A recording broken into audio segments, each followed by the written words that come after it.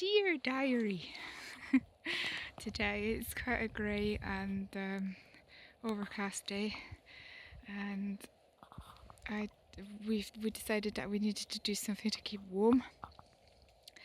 So this is the patch that we cleared for the van, and then down here, this whole bit, this corridor was all overgrown with brambles, blackberry brambles, and Dave has taken the machete to it, just kind of made it all into small bits, and it's been lying around for a while, a few days, being walked over and drying out, and we've raked it together.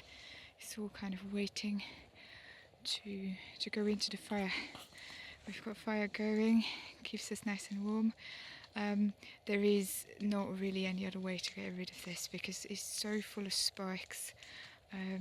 There is so much of it, it kind of impedes us working in the different areas because it just obstructs our way through. So we are trying to be very picky about what we burn because we want to use as much as possible in landscaping and for firewood.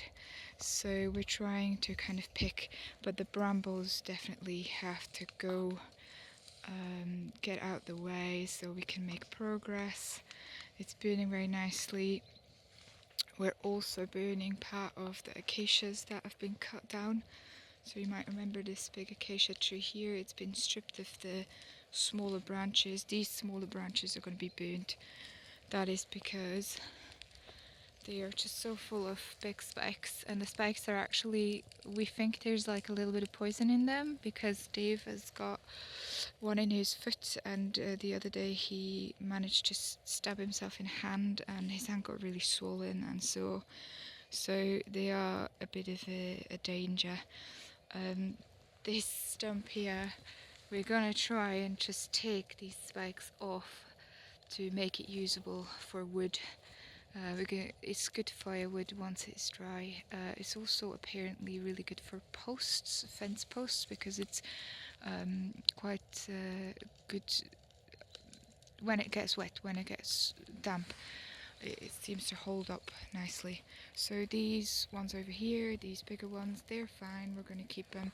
But these smaller ones here, all the leaves luckily are falling off because acacia is a good plant to chop and drop, as they say. So the leaves are going to stay on the land here and feed the soil. But the rest of it is going into this nice big bonfire, so nobody hurts themselves anymore, and we can walk without fearing that a spike is going to go through our shoe and into our feet. So it looks a bit tidier around here already. The other types of cuttings we keep sort of in piles, let it dry out either for kindling, or we're going to use it for building up hugel mounds later on when we start the garden. So that's what we're up to today.